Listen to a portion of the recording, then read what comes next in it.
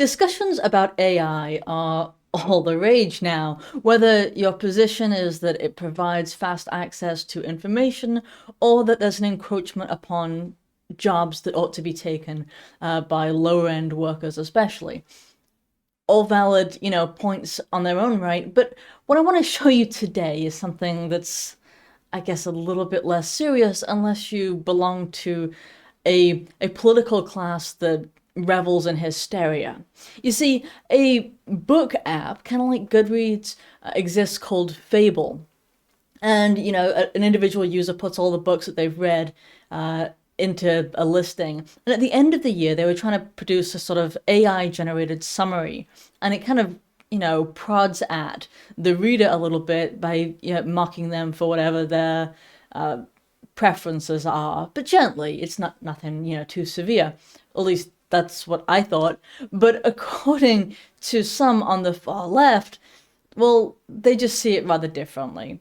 So I want to show you some of this, like I said, just absolute hysteria from the woke crowd, because they accuse the Fable AI of just absolute racism. So let me take you over to this article that I came across by Wired that's commenting on it. So yes, it went anti-woke, as they put it. They didn't actually use the word racist, but their prime example here is the way it asked one user, "Don't forget to surface for the occasional white author, okay?" Now, so many of the different examples that are being used in or by this Wired publication are all about white people. So that's why it's being accused of racism over and over again, is because it suggests not just solely reading from random genderqueer black people. Let's proceed. Let's proceed. All right, so I'm gonna scroll down here. Writer Danny Groves' summary, for example, asked if he's ever in the mood for a straight, cis white man's perspective after labeling him a diversity devotee. Okay, so, I mean, again, like, none of this is, I don't know, racist. In fact, the opposite could be true, and that's what's kind of interesting here. Like on a slightly more serious note, is that, I mean, if the person does read solely black authors, why is it racist to suggest reading a white one? I mean, because if the opposite was happening, right? If the person was just reading from all, white straight people about whiteness, like, they would expect an AI to come in there and, call them racist or what have you. But what the AI is actually doing here is just seeing their own biases and pointing them out to them in a playful manner, and they just can't take it. That's what's actually happening here. Tramiel was flabbergasted, and she soon realized she wasn't alone after sharing her experience with Fable's summaries on Threads. "I received multiple messages," she says, "from people whose summaries had inappropriately commented on disability and sexual orientation.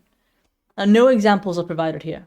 No examples have actually been provided about it being, against disabled people. Or, I mean, really, the examples that we're seeing sort of mocking the feminist class and are mocking people who clearly do not read from white authors.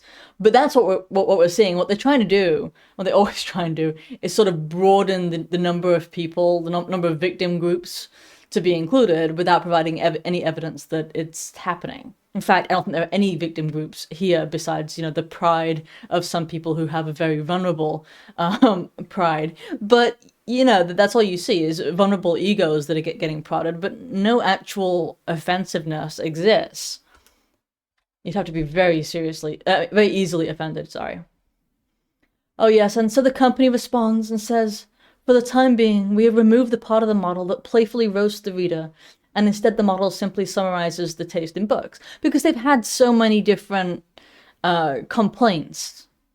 "And we're deeply sorry for the hurt caused by some of the reader summaries this week. We will do better." And honestly, like, apologizing to this particular crowd will get you nowhere. I mean, it's not like these people are big into accepting apologies and backing off and, moving forward. No, it's like they just decide that this app, this company is bad and evil and racist, and that's something that you can never get over, which is what they do with like individuals from the past. Of course, if there's something, some item that they did, some action that they did at some point, it's like they are defined by their one sin against this new, I guess, quasi religion that they hold, this wokeness or progressivism or whatever it is that you want to call it. So you've got this apology, and already you can see this very article. This apology on Threads comes across as insincere, mentioning the app as playful, as though it somehow excuses the racist, sexist, and ableist quotes. So yeah, again, they're not going to let it go. It's just a matter of, I mean, what they should have done is just told these people, like, it's playful, move on, kind of get over it, get over yourself and your own ego. But instead, I think what happens in these cases is they remove features that other people might enjoy, and they try and sort of coddle this group, and this group believes that they're powerful in some sense, and they become more aggressive because they're enjoying their power. Like, we shouldn't do that. And what they could have actually, done is done what I did earlier and talked about the actual racial implications of the fact that any mention of, a white person existing or reading a white person's work is somehow incomprehensible, I suppose.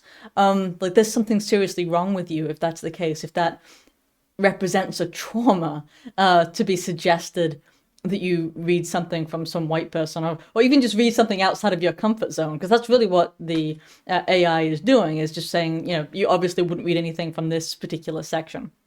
All right, let's see what else we've got here.